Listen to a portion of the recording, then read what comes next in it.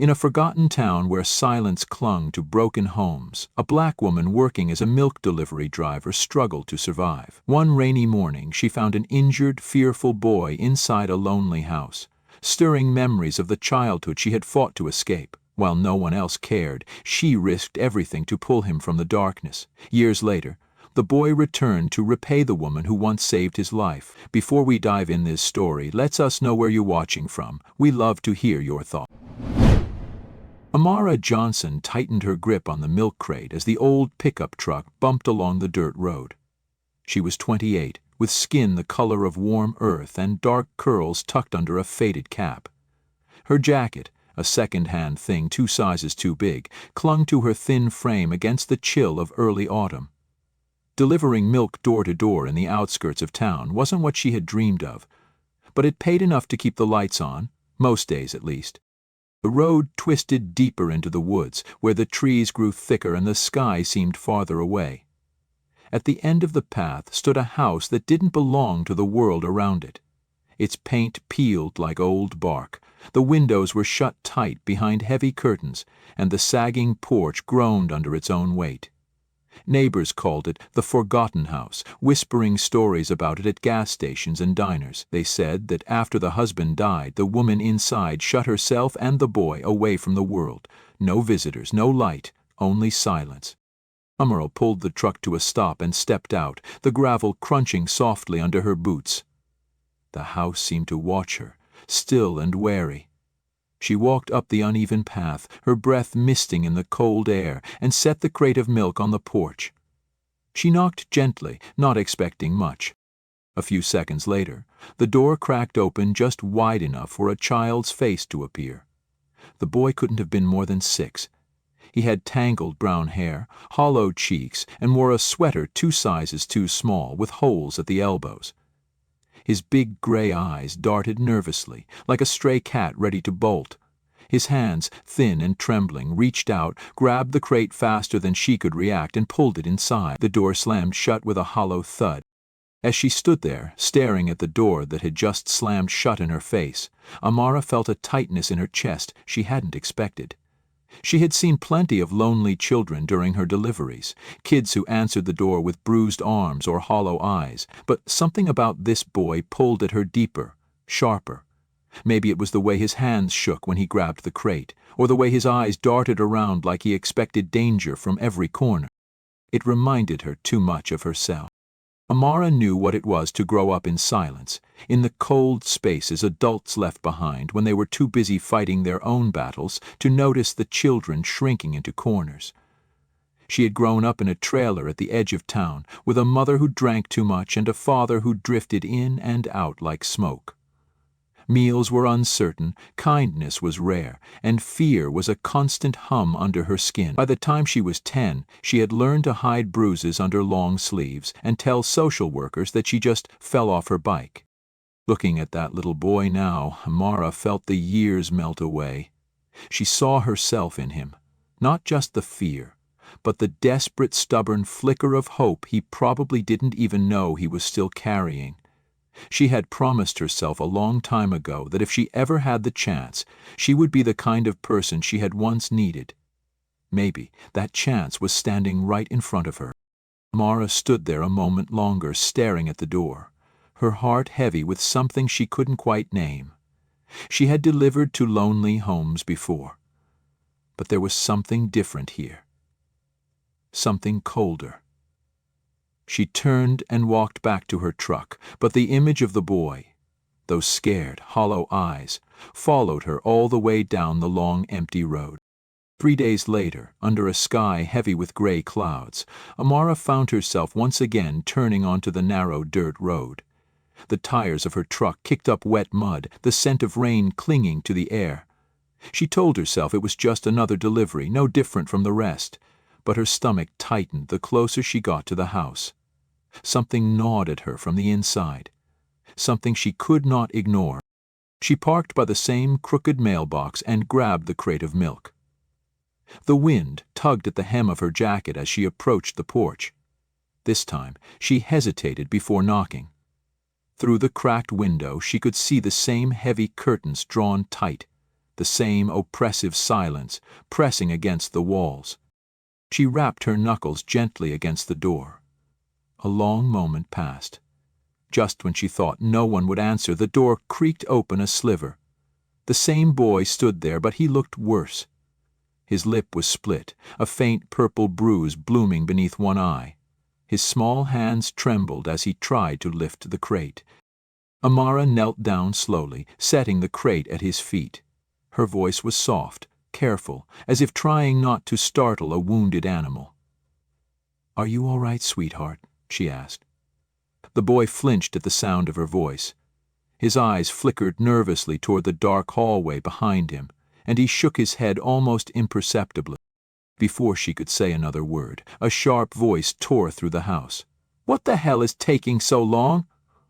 It was a woman's voice, coarse and angry. The boy shrank back like he had been struck. "Move it, you little pest!" Amara opened her mouth to protest, but the boy had already grabbed the crate and slammed the door shut. The lock clicked into place with a finality that made Amara's heart sink. For a long minute she stood on the porch, staring at the peeling paint of the door. Every instinct in her body screamed that something was wrong, terribly wrong, but what could she do? She was just the milk lady. No one would listen to her if she started making accusations without proof. Jaw tight, she made her way back to the truck.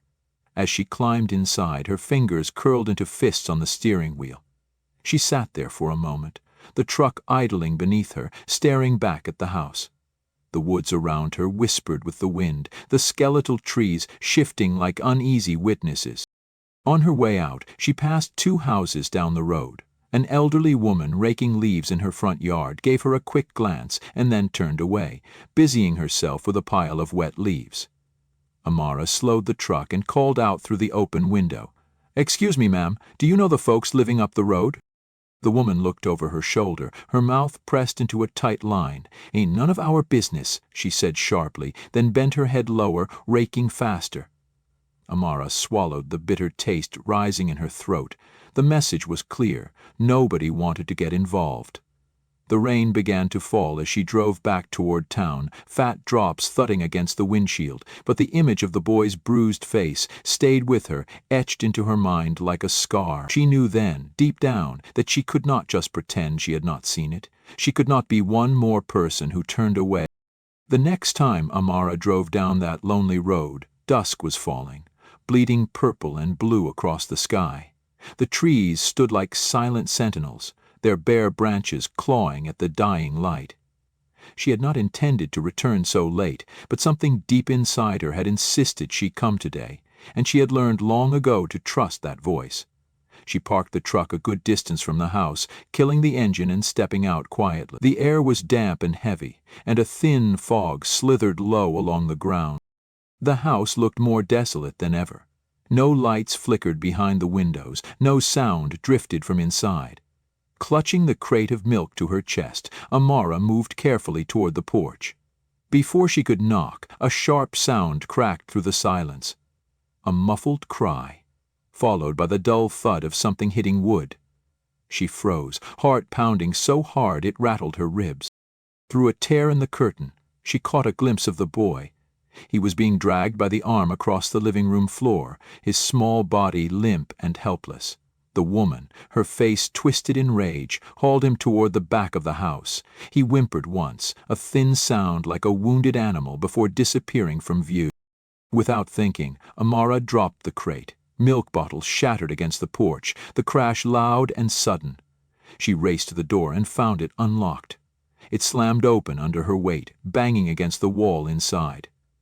The smell hit her first, a sour mixture of cigarette smoke, mildew, and something sharper, something rotten. The woman turned, startled, her eyes narrowing into vicious slits. Her hair hung in greasy ropes around her face, and the cigarette clung stubbornly to the corner of her mouth. "What the hell do you think you're doing?" she snarled, tightening her grip on the boy's wrist. Amara's voice came out low and steady, though her hands were shaking. "Let him go!" The woman laughed, a short, ugly bark. "Mind your damn business, he's mine to deal with." Amara took a step forward, placing herself between the boy and the woman. She could feel his small hands clutching at the back of her jacket, could hear the rapid, terrified beat of his heart against her spine. Her own heart thundered in answer. "You're not going to touch him again," Amara said, her voice louder now, sharper. "I saw enough, I heard enough. I'm calling the police." The woman spat on the floor at Amara's feet.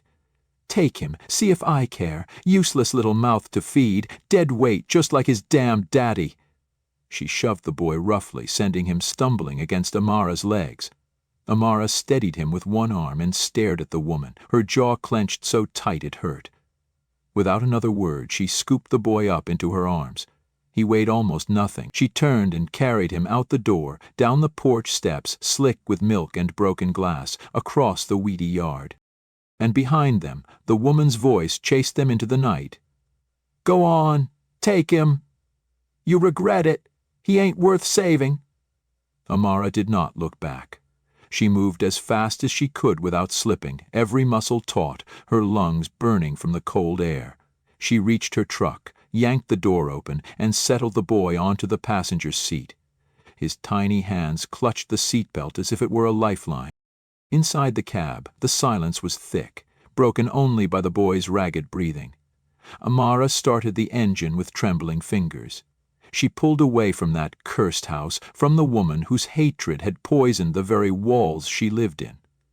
The boy said nothing, just stared out the window with wide, hollow eyes, his small body shivering in the dark. Amara glanced at him, then back at the road, her throat tight. "You're safe now, baby," she said, her voice barely more than a whisper. "You're safe." For the first time that night, the boy shifted closer to her, just a little, resting his head lightly against her arm. It was not trust, not yet, but it was something. As they drove away, the rain began to fall, soft and steady, washing the dirt and blood from the world behind them. The apartment was small, barely more than 2 rooms stacked on top of each other, but to Amara it had always been a haven. Tonight, as she unlocked the door with the boy cradled against her side, it felt like a lifeline for both of them. She nudged the door open with her shoulder and flicked on the light. The warm, dim glow from the old floor lamp painted the worn furniture in soft gold, and the faint smell of lavender from an old air freshener hung in the air. The boy did not move when she set him down gently on the battered couch. His eyes stayed wide, staring at the ceiling like he was still somewhere else entirely. His fists were balled so tight at his sides that the knuckles turned white. Amara crouched down in front of him, speaking in the same careful tone she used with stray animals at the shelter where she sometimes volunteered. "You're safe now, sweetheart," she said, keeping her voice steady even though her heart still raced from the adrenaline. "No one's going to hurt you here." The boy flinched slightly, the words brushing against some raw place inside him. He shifted his gaze to her, hesitant, searching. His breathing remained shallow and uneven, every muscle in his small body strung tight like a wire about to snap. Amara saw it then, clear as day. The terrible war waging inside him. A part of him still expected pain, still braced for the next blow, while another part, tiny and flickering, wanted desperately to believe her. Slowly, Amara moved to the kitchenette and filled a chipped mug with warm water. She found a clean washcloth from a drawer, the corners fraying but soft enough. When she returned, she knelt by the couch and gently touched the cloth to the bruise blossoming on his cheek. The boy recoiled instinctively, shrinking away, but when she made no sudden move to grab or scold him, he allowed the cloth to touch his skin, his face twisted, not from pain, but from confusion. Kindness was a language he no longer understood. As she dabbed at the grime and dried blood, Amara spoke softly, more to fill the crushing silence than anything else.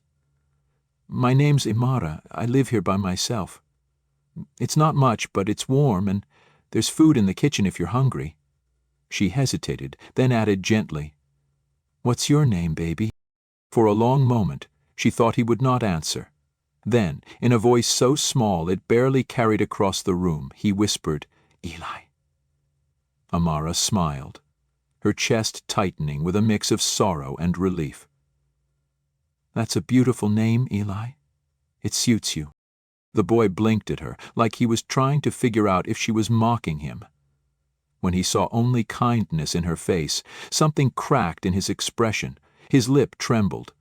He opened his mouth, closed it, opened it again. Finally he spoke, his voice broken and halting. Are you gonna send me back?" Amara set the cloth down and reached for his hands, gently prying his fingers apart from the fists they had been locked into. His skin was cold and dry, fragile like old paper. "No, Eli," she said, her voice firm in a way that left no room for doubt. "You're not going back there. Ever." Eli stared at her, his body rigid, not daring to believe. Years of being hurt had taught him that promises were dangerous things, too often broken. Hope had cost him too much already, and yet, as Amara wrapped him in a thick, patchwork blanket and tucked it carefully around his shoulders, something in him shifted. It was not trust, not yet, but it was the first crack in the walls he had built so high around himself. Amara sat on the edge of the coffee table, close enough to keep him company, but not so close as to scare him. She did not ask any more questions. She just sat there, humming a low, wordless tune, the same one her mother had sung to her on nights when fear had crept in through the window. Slowly, Eli's breathing steadied. His small body sagged deeper into the couch, exhaustion winning over fear. His eyelids fluttered once, twice, and then finally closed. Even in sleep, his brow furrowed with worry. But for the first time in a long time, he slept in a place where no fists would find him in the dark. Amara leaned back against the armchair, watching over him, her own eyes stinging. She did not know what tomorrow would bring. She only knew that tonight Eli was safe, and that was enough. Outside the window the rain fell harder, beating against the glass like a distant drum, but inside the tiny apartment there was only the soft rhythm of a small boy finally breathing without fear. After the long night passed and Eli slept curled tightly on her couch, Amara sat by the window, watching the pale gray morning bleed into the sky. Her hands were wrapped around a cold cup of coffee she had not touched. She knew what she had to do, no matter how much it clawed at her heart, no matter how wrong it felt. She had to call the authorities. She could not protect him properly by herself. She was nobody in the eyes of the law. She was just the milk lady. The officers arrived within the hour, grim and professional. They spoke to her kindly but with a distance she hated. They asked Eli questions he was too exhausted and frightened to answer fully. They wrote notes in tidy little books, filing away his pain in neat rows of ink. When the social worker came, a woman with clipped hair and a clipboard and a voice that tried to sound gentle, Amara knew there would be no changing the outcome. Ms. Givens crouched before Eli, explaining in soft words that he would go to a place where people would take care of him, that he would have food and a bed and other children to play with. Eli said nothing. He simply held Amara's hand tighter, his thin fingers digging into her skin like he was afraid she might vanish if he let go. When they stood at the door, Amara knelt down in front of him, her heart breaking so loudly inside her chest she could barely hear her own voice. "You're going to be okay, baby," she said, forcing a smile she did not feel. "You're stronger than anything they threw at you. You'll make it. I believe in you." Eli looked up at her with those wide gray eyes, searching, pleading without words. His lower lip trembled, but he said nothing. He only leaned forward and hugged her with every ounce of strength in his small body. Amara wrapped her arms around him, holding him so tightly she could feel the frantic beating of his heart against her ribs. When Miss Givens gently touched his shoulder, Eli pulled away reluctantly. He clutched the plastic bag holding all his worldly possessions, a few worn clothes, a crumpled comic book, a pair of shoes missing laces.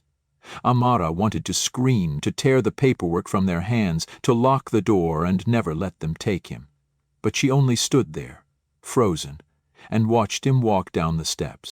Each step he took felt like a blade dragging across her chest. In the doorway, Amara gripped the frame until her knuckles whitened. Her mind raced with 1,000 fears. What if they didn't care for him the way he deserved? What if they saw him as just another broken kid, too much trouble? What if, after all the cruelty he had endured, the world still failed him? When the car pulled away and disappeared around the bend, Amara stayed rooted in place, staring long after it was gone. The house behind her felt suddenly cavernous, hollow, as if all the air had been sucked from the rooms. She wiped at her face roughly with the sleeve of her sweater, ashamed of the tears she could not stop. You did the right thing, she told herself. You gave him a chance. You gave him a future. But deep down, a voice she could not silence whispered another truth. She had lost him, and she had no idea if she would ever see him again. Years slipped by, quiet and relentless. Amara returned to her deliveries, her simple life, but a part of her never moved forward. She carried Eli with her everywhere, in the way she lingered at playgrounds to watch children laugh, in the way she left a porch light on at night even when she was sure no one would come. A bright spring afternoon, 20 years later, the air carried the faint scent of blooming flowers and fresh-cut grass, and the sun hung low, casting long golden beams across the quiet streets. Amara stood by her front porch, wiping her hands on a faded apron. She was in her late 40s now, with gentle lines tracing the corners of her eyes and mouth. She wore a simple yellow dress that brushed her calves and a well-worn pair of sandals. There was a calmness about her, a quiet strength settled deep in her bones, the kind that only came from surviving storms and choosing kindness anyway. Her hands, still strong but marked with small scars from years of work, rested lightly against her hips as she watched the world move around her. There was no rush in her stance, no tension, only a quiet patience, as if she had been waiting a long time for something, or someone, to find their way home. A knock came at the door. She answered it expecting nothing, maybe a neighbor needing sugar. Instead, a young man stood before her, tall, neatly dressed in a navy suit, with a messenger bag slung casually over one shoulder. His hair was trimmed close, his posture sure and steady, but when he lifted his head, Amara saw those same gray eyes, deeper now but unmistakably his. Her breath hitched painfully. "Eli," she whispered. The young man smiled, and for a moment she could see the boy he had been, the boy she had once fought to save. "Hi, Amara," he said warmly. "I've been looking for you." She stepped back, hand trembling, and let him inside. Eli sat on the familiar couch, looking around with a soft, nostalgic expression. "I never forgot you," he said, his voice thick with emotion. "You were the first person who ever fought for me. You didn't have to, but you did. You gave me a reason to believe that life could be more than pain." Amara reached for his hand, squeezing it tightly, overwhelmed. "I don't have much family," Eli continued, voice shaking slightly. "But if you're willing, I would like you to be my sister." The tears she had kept locked away for years broke free then. She laughed through them, wiping her cheeks quickly. "I would be honored," she said. They sat together on the worn couch, the same one that had once cradled a scared little boy under a threadbare blanket. Now it held two people, shaped by years and battles fought in silence. Amara poured 2 cups of tea with shaking hands, her movements automatic, her mind still struggling to catch up with the reality that Eli was here, real and grown and looking at her like she was something sacred. He cradled the cup between his palms but did not drink. Instead, he looked at her with a mixture of pride and gratitude so fierce it made her chest ache. "I wanted to find you sooner," Eli said, his voice low. "But I made myself a promise. I swore I wouldn't come back until I had something to show you. Something you could be proud of." Amara shook her head gently, her throat tight. "Baby, you never had to earn that." "I know," Eli said, smiling slightly. "But I needed to." He leaned back, the afternoon sun slanting through the window, catching the sharp angles of his face, and began to tell her everything. How he had bounced between homes for a while, some kind, some cruel. how he had learned early to keep his head down, to listen more than he spoke, to never give up even when it would have been easier to fall. How school had become his escape, his battleground, and eventually his sanctuary. "I wasn't the smartest kid," Eli said with a shrug. "But I was the one who stayed late, who asked questions, who worked when everyone else slept. I figured, if I could be better, faster, sharper, maybe nobody could ever hurt me like that again." Amara listened, her heart breaking and mending all at once, her hands twisting the hem of her sweater. "I got scholarships," Eli continued. "I worked nights, weekends, anything I could. I went to law school because I wanted to fight for kids like me, the ones everyone else forgot." He looked at her then, his eyes shining. "And now, I'm about to be sworn in as a judge." Amara stared at him, the words taking a long moment to sink in. A judge. Her Eli. She set her tea down carefully, afraid her shaking hands would spill. "I want you to be there," Eli said, his voice softer now. "At the ceremony. I want you sitting right in the front row, where you belong." Amara pressed a hand to her chest, feeling the thunder of her own heart. "Of course, baby. Of course I'll be there." Eli smiled, a real wide smile that lit up the small room like the sun itself had stepped inside. "Good," he said, "because I have a few things I need to say, and I want you to hear every word." 3 days later, Amara found herself standing at the foot of the grand courthouse steps, feeling impossibly small beneath the towering stone columns. She wore her best dress, an old navy blue thing she had ironed 3 times to get the wrinkles out. Her shoes pinched a little, but she didn't care. She clutched her small purse tightly in both hands and made her way inside. The courtroom was a sea of dark suits and polished shoes. Reporters buzzed quietly in the back, their cameras flashing like distant lightning. The seats filled quickly with city officials, judges, lawyers, men and women whose names carried weight Amara could barely comprehend. And at the center of it all stood Ellie, tall and unshakable, his suit crisp, his tie perfectly knotted, his face calm. She sat in the front row, just as he had asked, her heart pounding so loudly she was sure the whole room could hear it. When Eli stepped up to the podium, the room stilled. The hum of whispers, the shuffle of papers, all faded into silence. He adjusted the microphone and looked out over the crowd. His gaze found Amara immediately, and for a moment, the corners of his mouth softened into a smile just for her. "I wasn't supposed to be here," Eli began, his voice clear and steady. "Statistically speaking, I should have been another case file. Another lost name in a system too busy to care." The room listened, rapt. "I grew up learning how to survive, not how to dream. I knew what it was to be invisible, to be hurt and told it was my fault, to believe that the world had no place for boys like me." Amara felt the familiar sting behind her eyes but held it back, willing herself to stay strong. "But then," Eli said, his voice deepening, "someone saw me." He paused, letting the words sink in. A woman who had no reason to care, no obligation, no blood tie, just a heart big enough to open her door to a broken boy. He turned slightly, not toward the judges or the mayor, but directly to Amara.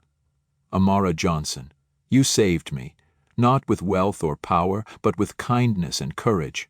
You gave me the first real home I ever knew, even if only for a night. You gave me hope when hope was dangerous." Amara's hands trembled in her lap. "And today," Eli said, his voice resonating through the courtroom, "as I take this oath, I vow to carry your example into every decision I make. I vow to see the unseen, to fight for the forgotten, to be a protector for those who have no one to stand for them." The judge beside him nodded solemnly.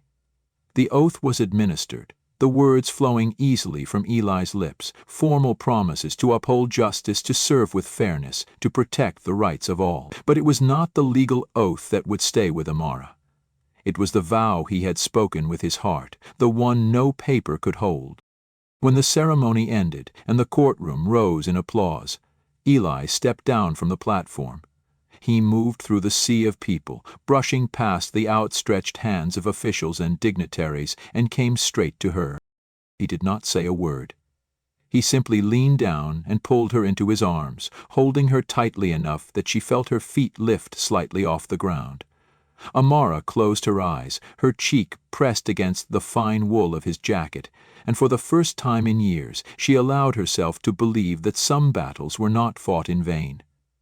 Some battles were won, and sometimes the family you chose was the truest family of all. Join us to share meaningful stories by hitting the like and subscribe buttons. Don't forget to turn on the notification bell to start your day with profound lessons and heartfelt empathy.